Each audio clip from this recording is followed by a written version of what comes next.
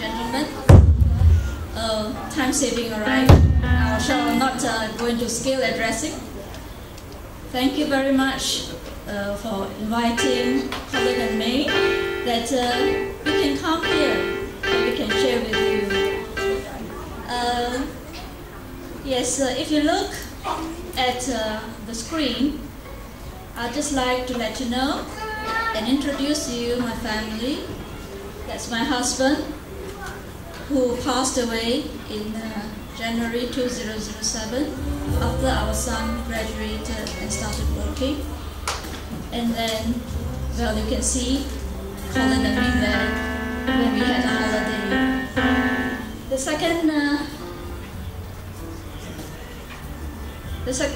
second photo shows you actually the overall of what happened when Colin was born. He was born to be pronounced dead. It's as simple as that.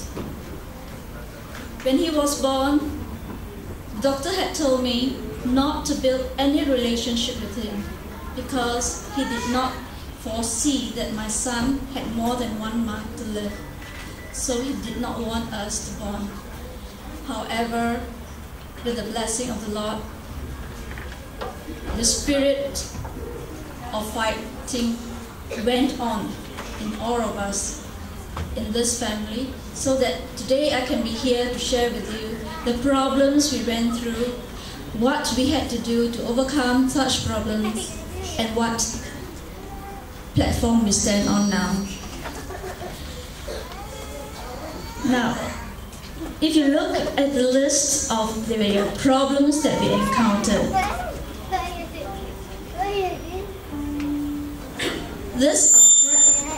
I'll try to make all these brief, alright? We're very short of time.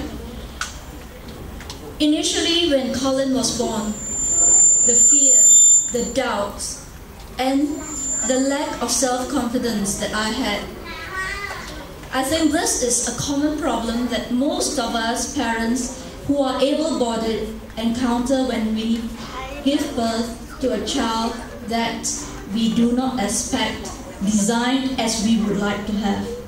So the fear of encountering further problems with that baby we have, who have been born not out of the mold that we want to have, that fear of holding a mismolded child, and then the self-doubt of how I am going to cope in the days, in the years to come with this child who may or may not have a future. Then at the same time, what hope is there for him or her? And what hope will I have in old age? Typical traditional Asian, we always think that when we grow old, our children should look after us. So the hopelessness of the future. There was no one to guide me at that time. So one thing was because I had never come into contact with anybody who was visually impaired, nobody in my family, and no relatives or friends who I knew of with visual problems. So there was so much confusion as to how to bring up a child who cannot see, when I've always lived in a world where I can look and see what is going on around me. A very legitimate problem which surfaced immediately, I guess, for every one of us who is sighted and turned blind. Not only for those who are born naturally without sight, but even for us who turn blind due to circumstances. The other added problem was rejection, and rejection can be really, really painful. The rejection by society, by relatives and all, these add on to our wounded soul, our wounded hearts, our wounded feelings. People come in and they add on. Already we are so lost. And then we have others who come and tell us all sorts of things that do not help us but bring us deeper down into the ditch of darkness. At the same time, the inability to understand what's actually happening. How a person without sight, how am I going to communicate and tell this child the sea waves, for example, why it produces the sound? Why is there, how a bird is able to move in flight? Now, have you ever thought of things like that? When you close your eyes and you can't see, how you are going to describe something like even the difference between a hill and a mountain? How are you going to do that? So things like that, I had to find ways to come to terms. What am I to do to help this child understand what's going on around him?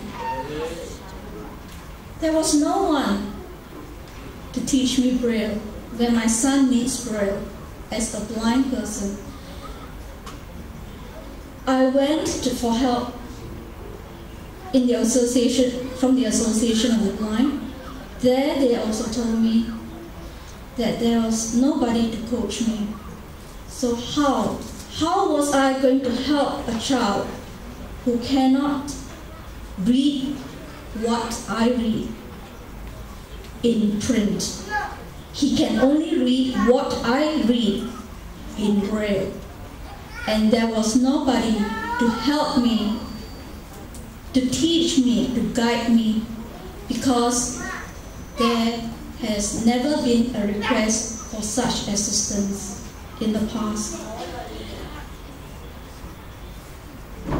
Then, as my son went to school, or even before that, as his cousins and other children around had storybooks, had all sorts of entertainment in print to read, to educate themselves, keep themselves occupied, my son had nothing.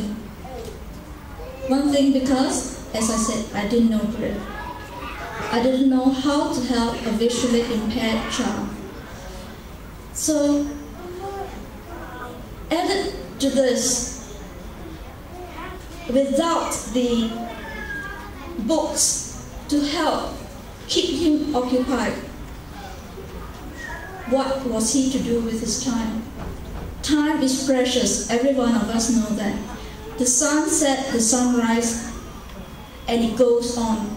The child grows, but not in his mental development of the brain if he is not given the correct guidance, the books, like even the simple ABCs. How was he going on? After we managed to accomplish that over time, then came the adulthood problem. That was jobs. There are limited jobs for the special group of people. Because of their limitation, they are already limited, as I say, in their ability to deal with certain jobs. But society has added on more limitation by just saying they are people who cannot contribute as we would like them to do. Therefore, we will not take them in because they are not productive, full stop. We do not want to be responsible for such people. It's a crying shame. It happens right up to today. Okay, so basically, this is a rough idea of the problems that we went through. Now we'll go to the approach that I took to the problem.